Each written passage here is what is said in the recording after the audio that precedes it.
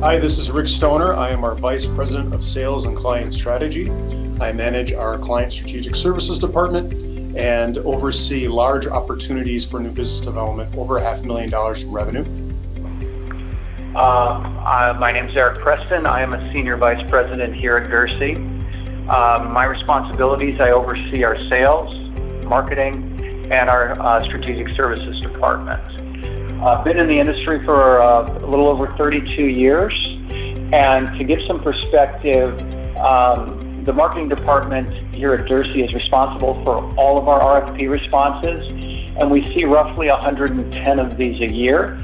And the purpose of this webinar is to, we've seen the good, we've seen the bad, we've seen the ugly, and we wanted to point out and help convey some suggestions on how to develop a proper RFP that will lead you to the choice of the right partner. And some of this is, we'll say, back and forth information when we read information, how our side of the business interprets it, and how you can help basically level the playing field and get the most information, the best information on possible vendors.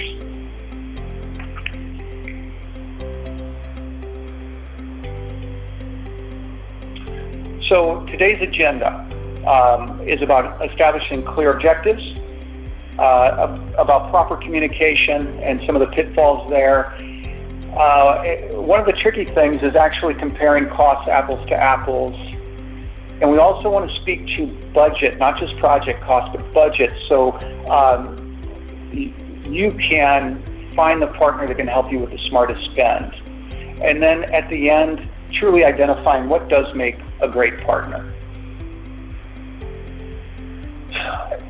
So I'm going to cover the objective part, and I'll give you just a forewarning that the bulk of our time is going to be spent on the objectives because it's such an important piece to an effective RFP. And that's truly what objectives are, right? Objectives are concrete, measurable goals that define what success looks like for your project or program. And if there's one thing that you take away from this today, it's the ability of setting solid objectives. And by that, I mean objectives that align with overall company objectives. And honestly, I learned this the hard way early in my career. And I'll give you a little perspective before we jump in. So early in my career, I had the privilege to bring a major brand to market. It was Polaris I worked with, and they were bringing Victory motorcycles to market. And I was involved with the very first trade show exhibit. And I was working directly with the president of Victory Motorcycle, and I came back with a design, and honestly, when you're designing something, motorcycles is a pretty sexy product for designers to work with, so we were really excited about the design itself. And I presented this to the president of Victory, and the longer I presented, the more excited I was becoming. To this day, it truly is one of the coolest looking exhibits that I've been involved with. And he smiled and he nodded. And when I was done, I said, "So what do you think?" And he said, "Eric, I'm telling you, I think this is a beautiful exhibit." And I'm thinking to myself, well, no kidding. Let's make this happen. Then he looked at me and said, "But the problem is, Eric, I don't sell exhibits. I sell motorcycles.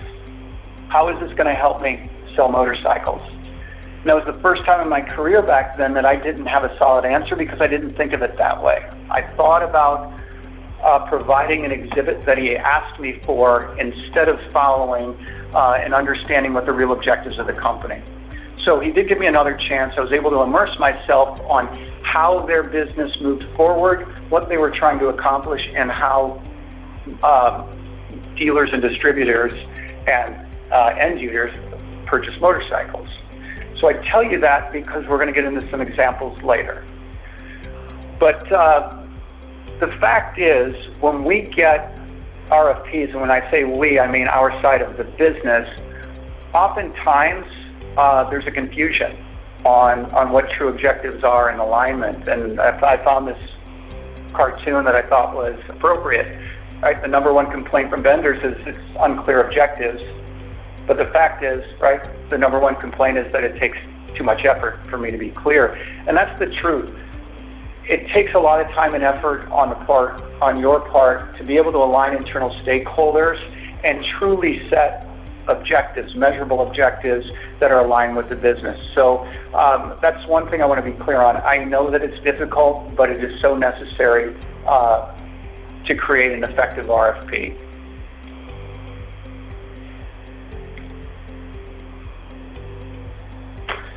Now, there's been a shift, and I'm sure we're all aware of it, but there has been a shift in the marketing world. And the CMO's role now truly has changed, and it will continue to change.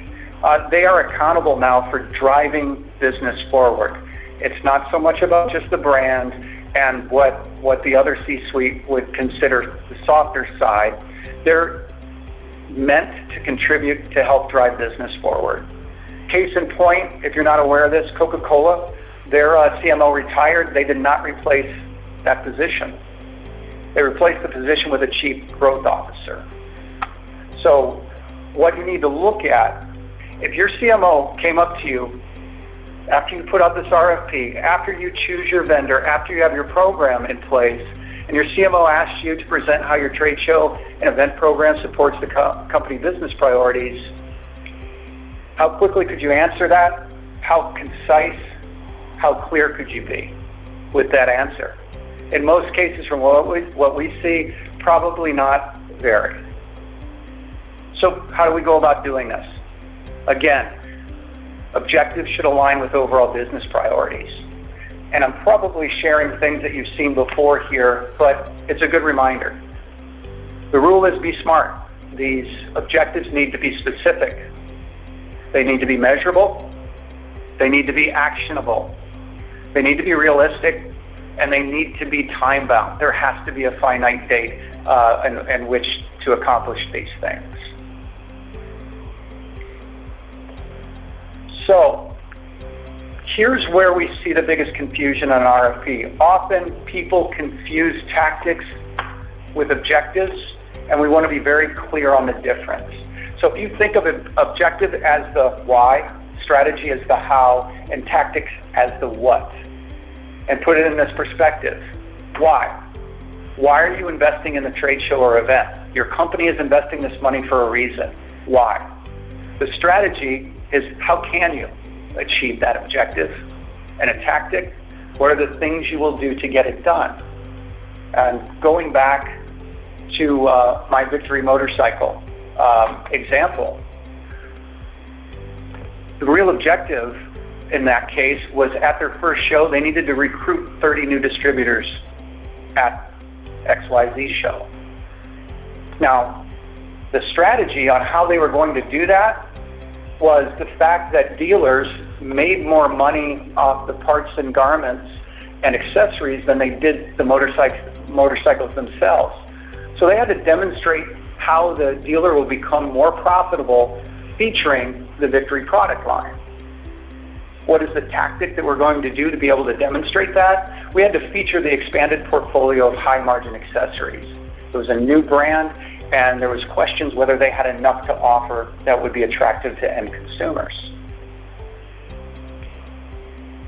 So there's a litmus test that you can do when you write your objectives before you submit an RFP. And one of them is simply, if you can create an estimate for it, it's probably a tactic. It's not an objective. And by that I mean, in this case, if your tactic was, and we see this as objectives all the time, things like create 4 product kiosks that will feature or demo our product. And that's considered an objective in most RFPs we see. In fact, it's a tactic. So I can produce an RFP for 4 kiosks. The other thing which I actually prefer is working backwards with what I consider a so that statement. And it can lead you back to your show event objective and ultimately back to your business objective. So if you think about it, feature the expanded portfolio of high-margin accessories so that we can demonstrate how how dealers will become more profitable featuring the Victory product line, so that we can recruit 30 new distributors at XYZ show. And then the business objective would be so that we can have a nationwide channel of distributors and dealers numbering at 500 within the next 3 years. That's the ultimate business objective. The other thing that allowing solid objectives and conveying them, it ultimately defines success. You can now take that to your CMO or your boss and saying, this is what we've accomplished, this aligns with business objectives. One of the dangers of having tactics in place of objectives, it truly, especially in a creative exercise, it will limit the breadth of your solutions. We hear often, we need 4 demo stations, we need a product demonstration area, we need conference rooms. Well, what you're going to end up with is every design that comes in is going to have exactly those things. One may be green, one may be red, one may be have curves, one may be square, but the functionality, they'll be very similar in breadth of solution, so you're limiting yourself there. If you give objectives and be less specific on tactics, you give your vendors an ability to be consultative and demonstrate their value.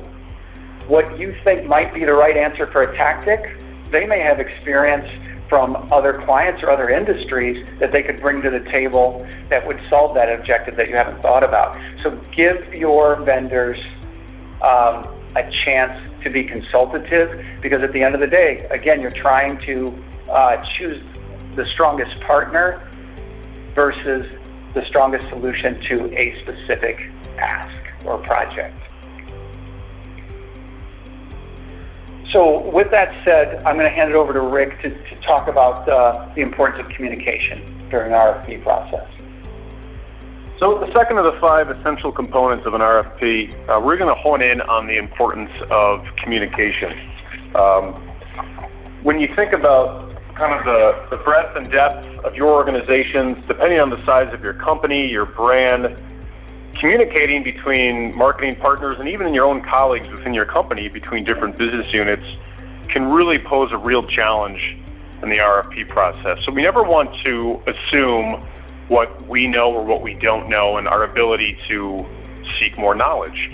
Quick quote here from George Bernard Shaw: the single biggest problem in communication is the illusion that it has taken place. And you'll see on these corresponding slides in this section, we're going to mention specific workflow protocol within an RFP that will allow you to get more information from your potential partners to provide a solution that is much more aligned with what you're expecting.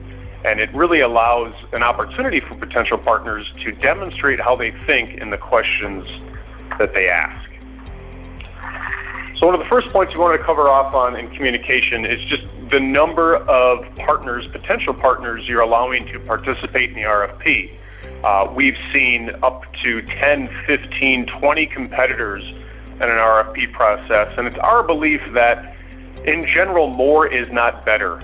We think of a reasonable benchmark as limiting the number of vendors in an RFP for trade shows and events and environments to less than 5. The benefits of focus, in our opinion, far outweigh the benefits of seeing more options or more perspective. And really it comes back to being efficient on your end, on the client side. So, since communication is key to success, the reality is the burden falls on you to provide the needed time and access. And the more vendors you bring to the table, the more time and effort it's going to take on your part. A common trap that we see, a common tactic within RFPs, are what we call vendor calls. We call them cattle calls in many instances. And it's this notion of, providing all of the RFP entrants the opportunity to ask questions at the same time. And it comes from a good place. It might seem like a good idea. On the surface, it's time efficient. You're getting many potentially many rounds of questions done at one time. You're perhaps thinking you're promoting an honest effort at keeping a level playing field, trying to promote a dynamic group discussion. But in reality, when you hold these vendor calls, simultaneous vendor calls, oftentimes you will hear nothing. You will hear crickets. You may seem disappointed in why isn't anybody asking dynamic questions? Did we even pick the right people? Where's the level of intellectual curiosity we're looking for to get the right solution we're seeking through this RFP? And it's not necessarily because the RFP entrants aren't thinking of the right questions to ask. It really comes down to we don't want to tip our hand.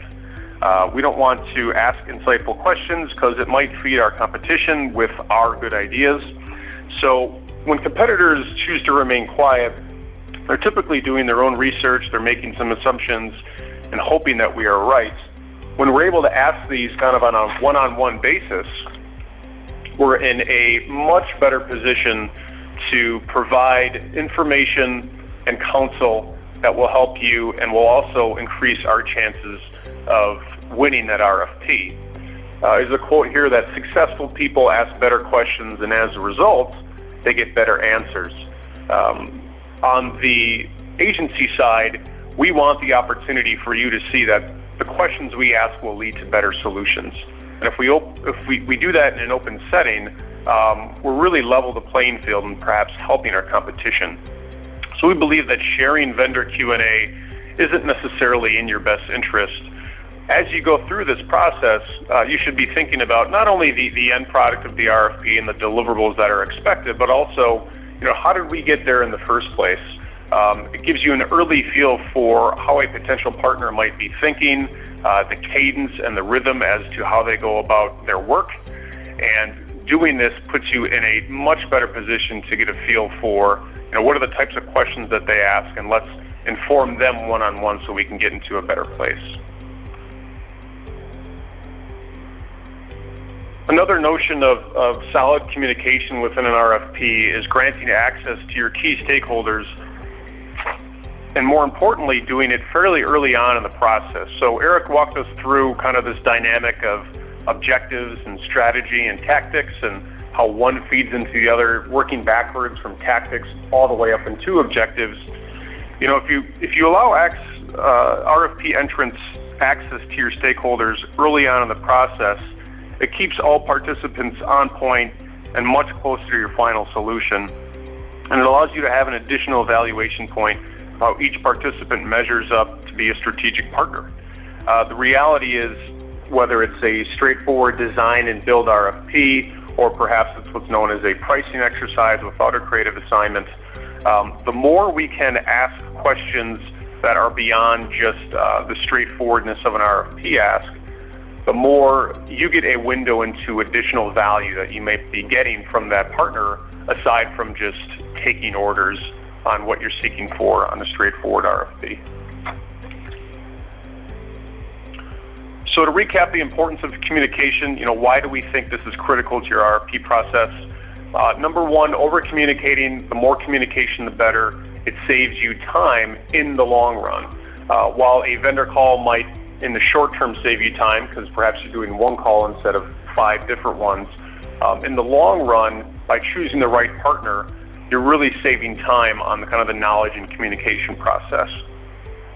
Once you choose that right partner, the solution will be much closer to final, rather than using the RFP as just an exercise and essentially starting all over again.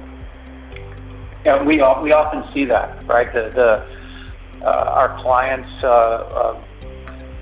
choose the closest solution, it's awarded, and then you go back to work and you start talking to stakeholders, and it eats up time and dollars at that point. It also saves your company money. So multiple design revisions are expensive, and using the RFP process to do so, whether it's awarding the business or after the RFP, really adds up on the agency side from just speculative investment and then awarding the business, tweaking design that started in the RFP process. The closer you can get through the RFP process by awarding a winner, the more money you're going to save, whether it's design revisions or strategic program recommendations. Communication also allows your potential company partner to allow the cream to rise to the top. Good communication access allows partners to demonstrate how they think. You want to be able to get a solid proof of concept as to who's going to stand out from the rest and be not just a commodity provider of what we asked for, but here's someone who did what we asked and provided additional value on top of that. And in addition to the work, and in addition to some of the things we'll talk about today, specific to budget and price and how to go about assessing someone, is just the human element for getting a better feel for the future relationship and chemistry. At the end of the day, we're all people, and people like to work with people that are like-minded, and there's a solid chemistry there. So encouraging an environment of open communication really provides for the necessary environment to get a feel for, not only are these potential partners going to work for us within the window of 2 to 6 weeks on an RFP, but we're also getting a sneak peek as to how we can work with these people for 1, 2, 3, 4, 5, 10 years to come. Cost, the favorite subject on an RFP. It tends to be the most sensitive. So this section truly is to equip you, to help you eliminate some of the gamesmanship that goes on, and it also identify true differences in cost structures. And I will say, not all, but often there's a hesitation to share budgets or cost, which Rick will get into later. But it is an important thing for us to understand so we can help you with the best spend of your dollars. So cost comparison essentials. And this happens often when procurement is involved and they've never been involved with a marketing effort before. They go right to rate cards. It's an important touch point, but rates are not indicative of price. I could have cheaper rates than another vendor, but it might take me longer to do it. The other thing in terms of rate cards is not all rates mean exactly the same. Not all rate categories mean the same thing across all companies. Project management or account management are two that jump to mind. Those disciplines could mean different things at different places. So it's hard to compare them at that point with a cost. The other thing we see is people will say no charge. And this is more to raise awareness. Services listed at no charge are rarely free. Again, companies have different overhead structures. Some people have standalone design rates. Others say, no, design is overhead and we're capturing that in construction and storage and other overhead. And there's many examples like that. But please know, if we've got a discipline in-house, it's costing us money and it's not free to us. It therefore isn't free to the end user. So be leery of no charge listing.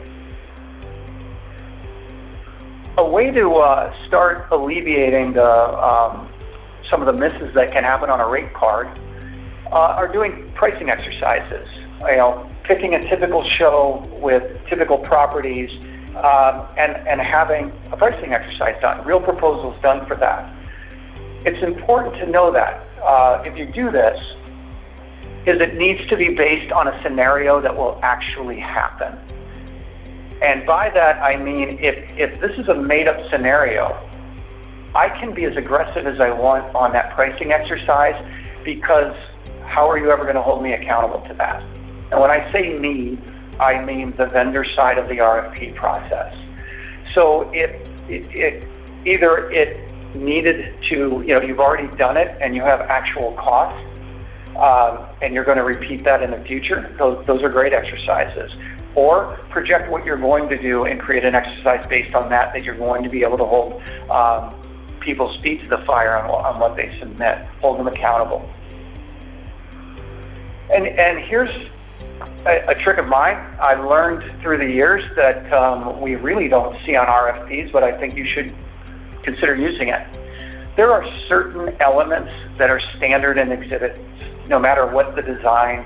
They tend to have crates. They tend to have some wall panels. There are typical costs for those things. Simply ask the question, what is a typical 4x8 wooden crate cost? Or a laminated wall panel, good two sides or good one side?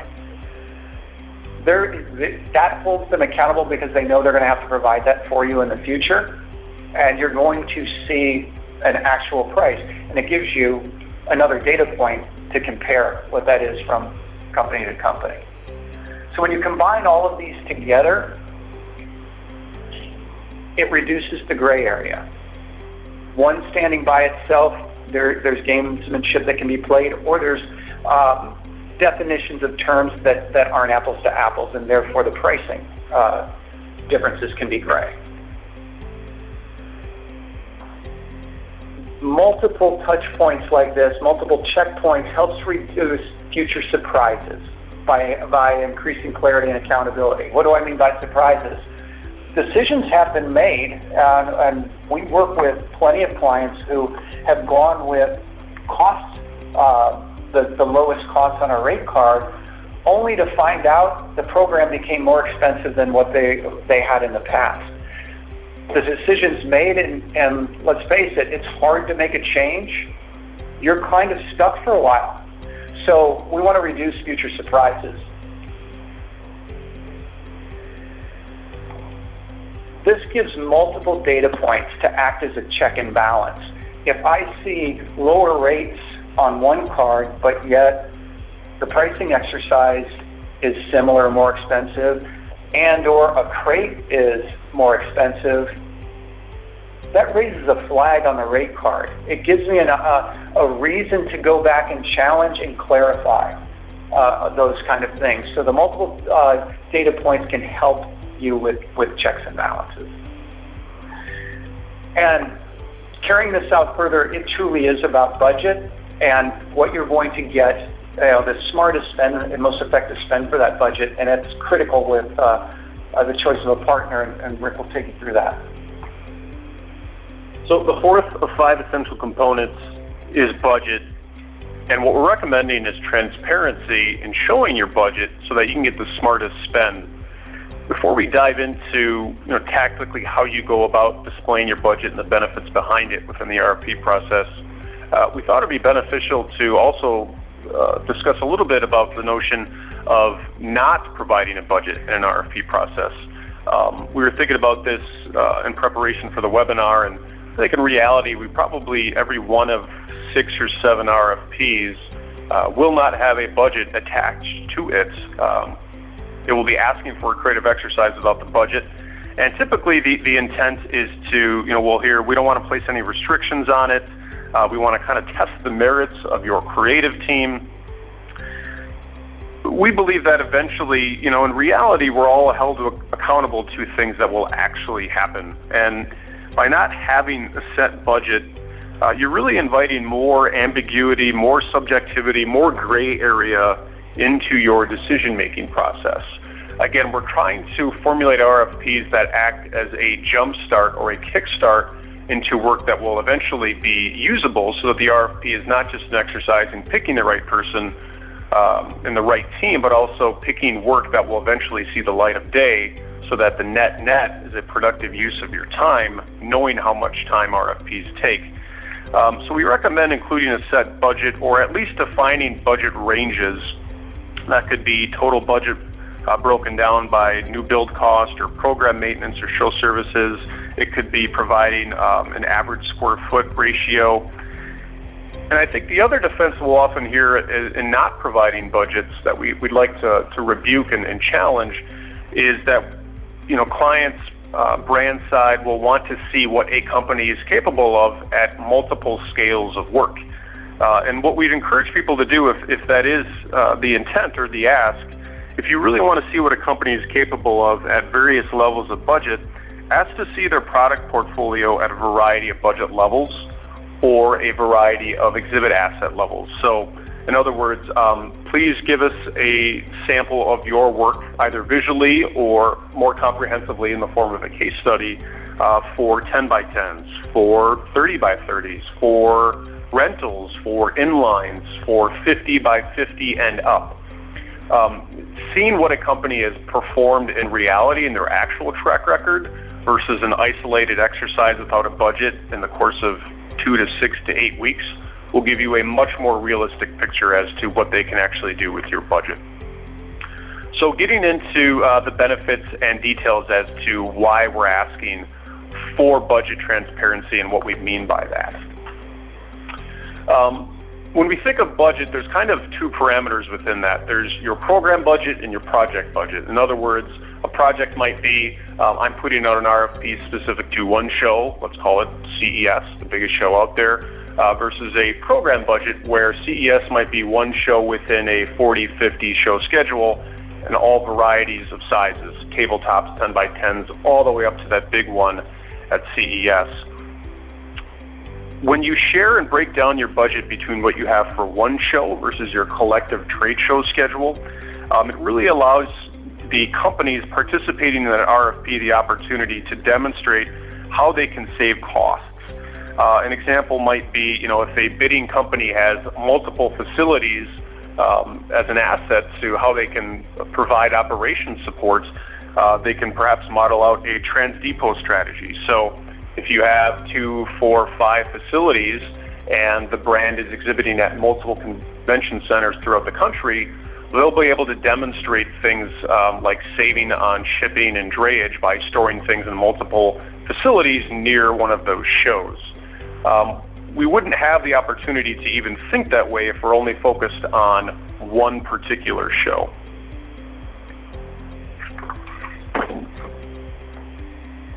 The other thing to think about when you're sharing budget details is not only thinking about that particular project, but the broad program itself, but also thinking about it in terms of the total cost of ownership. So to design and build for one show or design and build a modular exhibit that will get you through the majority of your trade show schedule, that's one cost. But we're encouraging everyone to think beyond that, because there's designing and building in a particular exhibit or event properties, but to then ship, freight, store, pull, prep, and maintain that exhibit or event asset is another cost in and of itself that we really must be mindful of. Ask for RFP's entrance approach to the most effective use of their annual budget. I'm going to talk through that in a bit. So what you see on your left is a breakdown from SEER, the Center for Exhibit Industry Research. And these are industry averages for when we think about everything that goes into a trade show, where your budget actually goes. And if you think about the analogy in a different way rather than just numbers, think of it in terms of theater, right? You have what's in front of stage and what's in back of stage. And what we're looking at on the left is front of stage, what your customer actually sees. We're really talking about 25% of $1 million budget. Your attendee sees the exhibit itself, and then they might see some things attached to the exhibit that we're SEER is kind of parking under the umbrella term of promotions, pre-show emails, experiential marketing techniques, things like that. The rest, the vast majority of that $1 million budget goes to things behind stage. The money you pay just for the space to be there, the show services to execute and deploy that exhibit, shipping the assets to the show itself, traveling to get the staff and your partner's staff to the show itself, and just other miscellaneous costs. The real value in what we call funding improvement is thinking through how we can take money behind the stage and put more of it in front of the stage. That gives you much more of a honest picture as to, yes, this person can design and build a solid exhibit or event deployment, but can they think at a higher level to make sure that I'm using my budget as effectively as I can? Because in reality, clients have one bucket of money. It's one pie. how do we make the most effective use of that pie rather than relying or asking for more budget?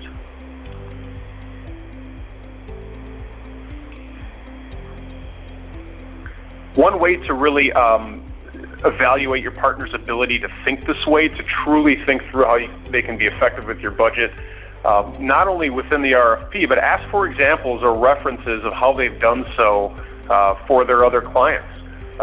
This train of thought, this approach to clients' budgets and not just designing and building work, takes a lot of work. It relies on RFP entrants to be very non-siloed, that creative and strategy and operations and logistics and the account team are really all working together to be stewards of your budget. So having a potential partner that has a track record in doing this will allow you for a much more successful partnership. So why is budget transparency important? One, it establishes clarity of the true cost, right? Again, it's one thing to fulfill the to-do list of a particular show. It's another thing to think of the realities of all the costs that will be associated with that particular show's trade show or event assets for months and years to come. It allows us on the vendor side, on the agency side, to demonstrate additional value than just the tactical to-do list of what's on that RFP. And it highlights vendors that are able to help you, again, what we call fund program improvement. Not just think about the task at hand, but deliver additional value to be real stewards for your budget and look out for your budget as if it was their own. These are things that obviously are signals of what makes a great partner, in our opinion.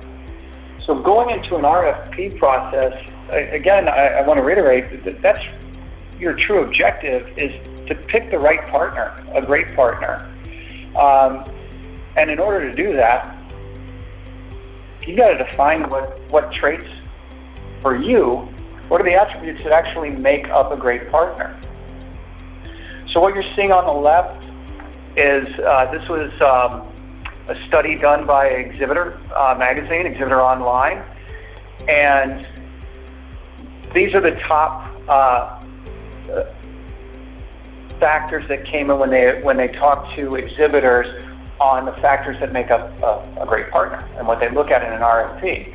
Creativity is by far the biggest, then price. I mean, the thing that I want to point out,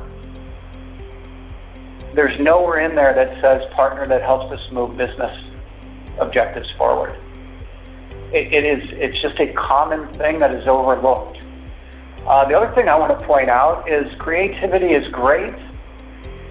Out of that list, believe it or not, creativity is one of the things that is most easily changed.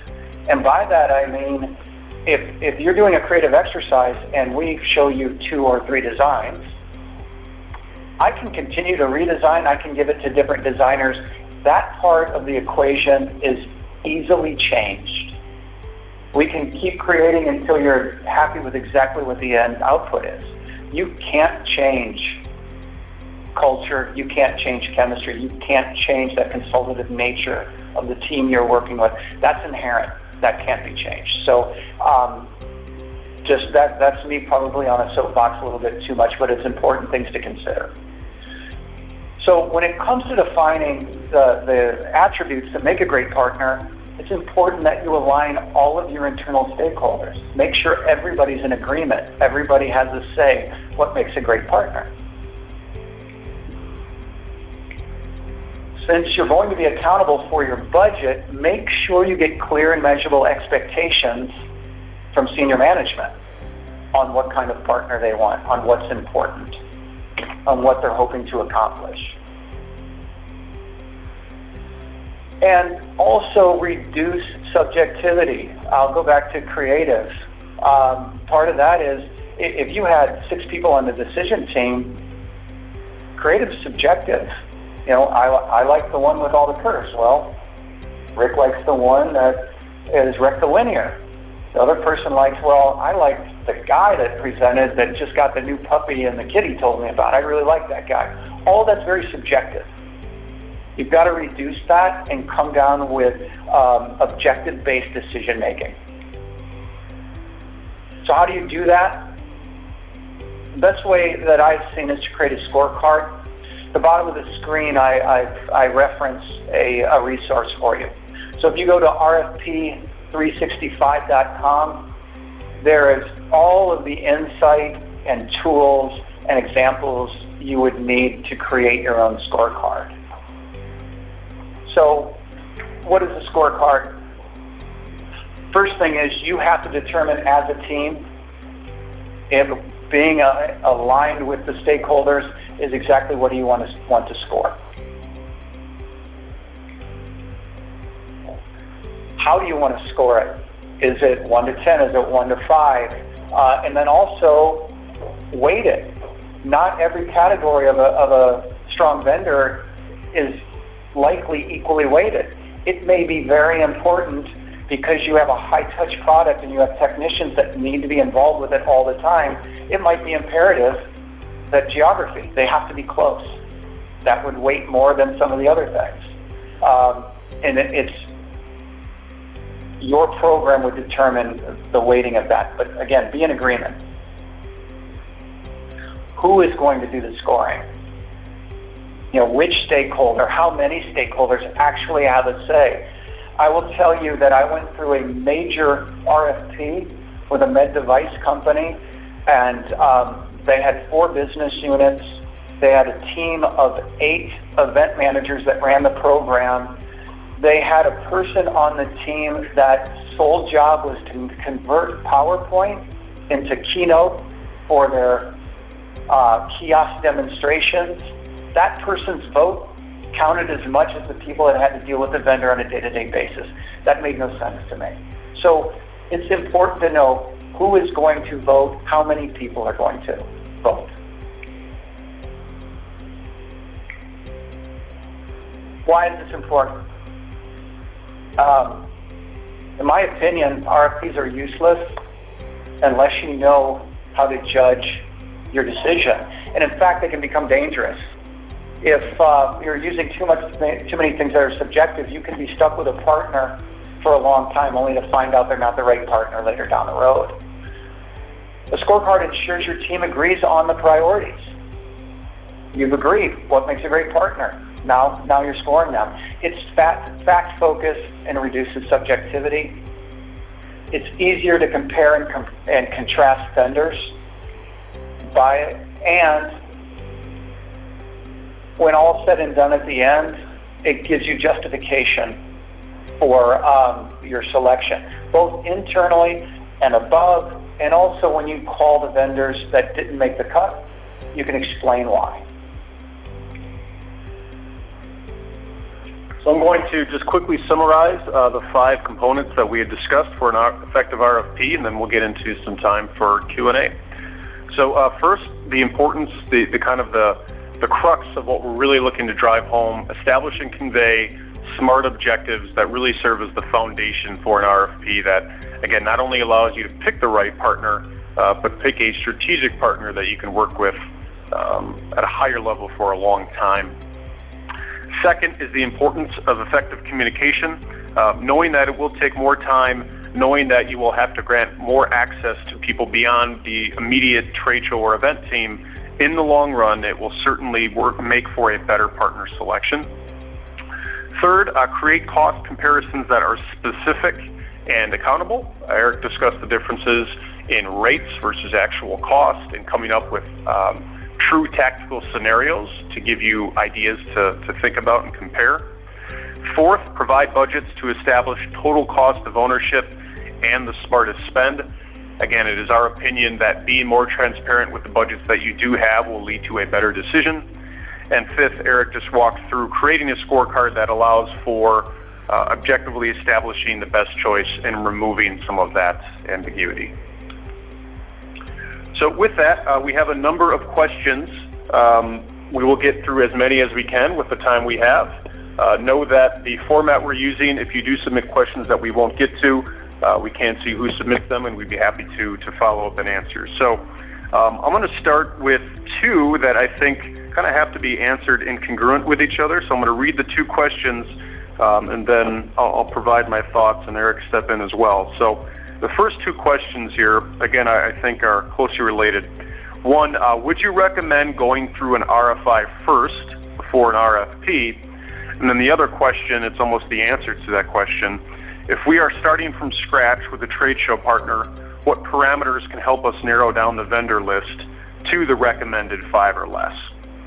So that being said, Eric, feel free to step in. My initial thought is an RFI, request for information, versus an RFP, request for proposal.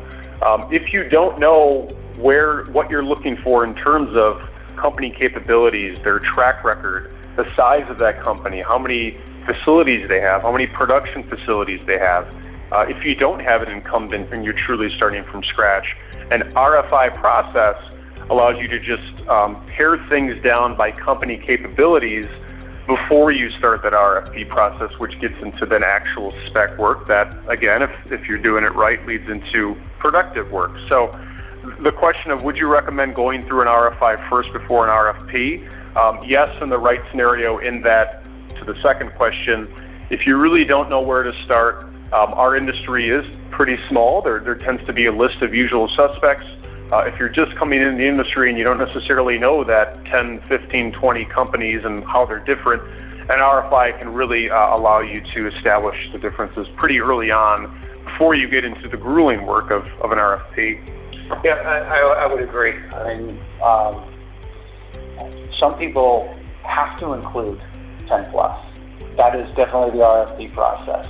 Narrow it down. Again, you're still going to have to establish what are the important things you're looking for, financial stability, etc., can be vetted out in an RFI. Where I tend to see RFIs not necessary, when you do have some seasoned vets that have a program, they've been running it for a while, they've been on the show floors, multiple shows, they're paying attention on what work they like, and they're asking questions of other exhibitors, hey, who does your program? They're already kind of narrowing down the people that they're interested in working with. I could see going straight to RFP there. But if you can't quite narrow it down to under 5, RFI is the quickest and best way to do that. Next question we have here that we kind of knew would come, and here it is. It's a question that we get oftentimes from client side, people that are thinking about going to RFP and just on the early stages of planning it. How far out should we go to RFP in terms of timing? You know, do we plan 6 months, 1 year? What if we have a more immediate need but are looking for a long-term partner? So the need might be specific to a show, but you want to use it as an example to pick the right partner for an entire program. Again, I'll step in with my immediate thoughts, Eric, and then you chime in. The notion of how far out you should go and plan for the RFP, and then once the RFP starts, how much time do you give them to pick the right partner, and then selecting the right partner in, let's say, April for a November show. The variables in that question are substantial. I guess the instinct would be to err on the side of more time than less, because the more time you give yourself in your organization to plan things through, working with procurement, working with all the different stakeholders on the marketing side, to then develop an effective RFP that gives more time to the competitors competing for your business, will all end result in a deliverable that will meet your needs.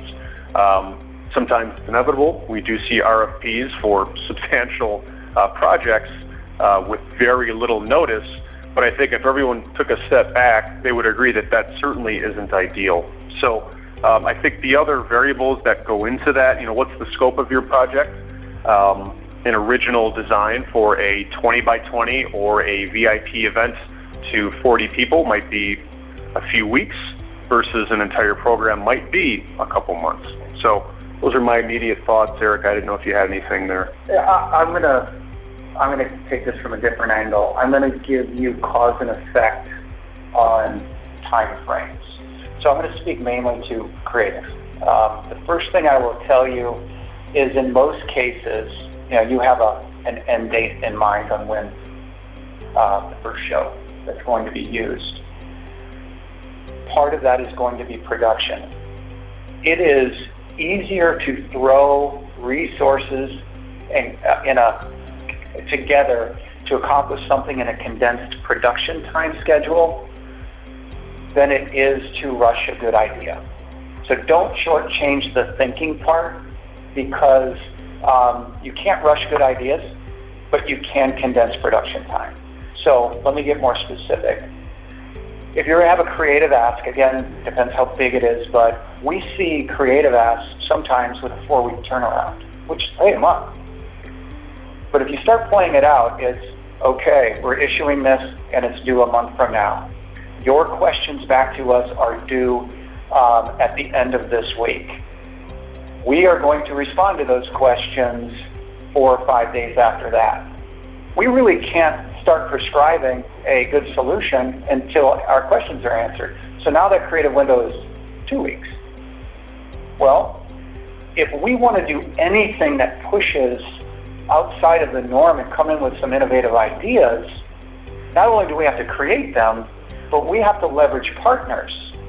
And if we don't give them enough time to say, hey, this is what we're trying to accomplish, how much does this cost, even if it has to be created custom in particular, now our partners don't have enough time because we need, I skipped a part. The design's done, it goes to estimating. The estimating now has less than a week. We rush through in a week and a half to get a design done. They're not going to be able to beat up the pricing. So things aren't going to be vetted properly. They're going to reach out to vendors. Vendors are going to say, I don't have enough time to think this through, so I'm going to throw money at it. And then the estimators are going to say, we don't have enough time to do it, so they throw money at it. And all of a sudden, this great creative solution balloons past budget. And then we find that out days before the submission, and what happens? We have to start watering down everything to get it back within budget. That has a lot to do with a condensed time frame. So, specifics, 6 weeks is a reasonable ask on a creative turnaround. If it's if it's more complicated, 8 weeks is what I would suggest when it comes to a creative ask. If it's just program execution, you can condense that down. 4 weeks is probably a good enough window if you are responsive to questions to help communicate and so we can come up with the best solutions. So we have time for one more question and then we'll wrap things up. The question is, if we don't have an actual example to provide to vendors for an RFP, what are other ways we can identify accurate costs and recommended spend? Recommended spend is, so it's almost helping establish a budget too on what it will take. I'll start with the recommended spend. Exhibitor publishes every year, and you can do some research for Exhibitor online, and I believe it comes out every year. They will give you general costs across a number of categories, one of which is the cost of per square foot cost for custom exhibits or rental exhibits, etc. So if it's looking to establish what your budget should be, look at those averages.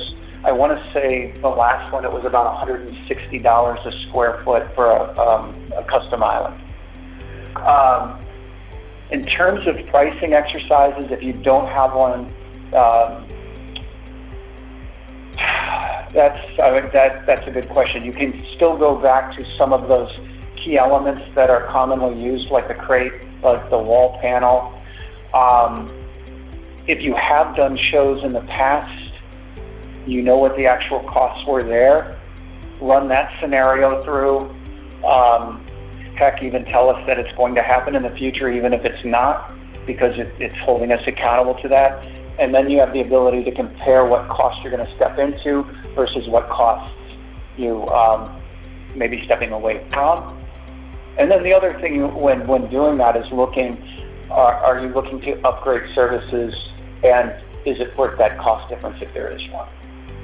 Yeah, I think the only other thing I'd mention too is, again, in the scenario of not having an actual example to provide, when you think about the scope of what you're putting up for an RFP, ask potential suitors for your business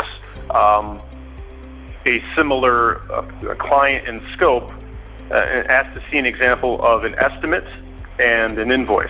Now, invariably, they will give you one that matches very closely and makes them look great, but the value there is it will allow you a window to see how they go about quoting for their services and how they go about invoicing for it.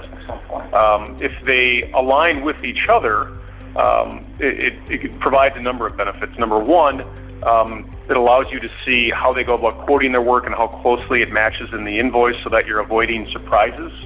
And then two, you can actually compare that to some of the rates you're seeing and trying to get a feel for how they go about pricing their services. And I'll add one last thing there. What's critical is if you don't have that specific pricing exercise, ask for references so you can talk to other some of the vendors' clients and ask questions on how good are they at staying on budget. Because at the end of the day, we are going to work towards your budget. Very rarely have I heard of marketing departments and trade shows say that have a budget for the year, and at the end of the day, at the end of the year, they're giving money back because they didn't use all of their budget. And by that I mean the marketing budget is an investment for you to help move business forward. We're going to design and work within the budget, and we've got to be able to demonstrate that we can, so you can look at references on how effective a vendor is at doing that. With that, to be respectful of your time, we are right at the top of the hour, so we will go ahead and wrap up. Many thanks for taking the time to invest your day in learning a little bit more about how we think you can build a more effective RFP. We would love to hear your feedback, so if you did have thoughts and opinions on how useful this was for you, whether it's the questions or following up afterwards, we'd love to hear what you think. But again, thank you very much and have a great day.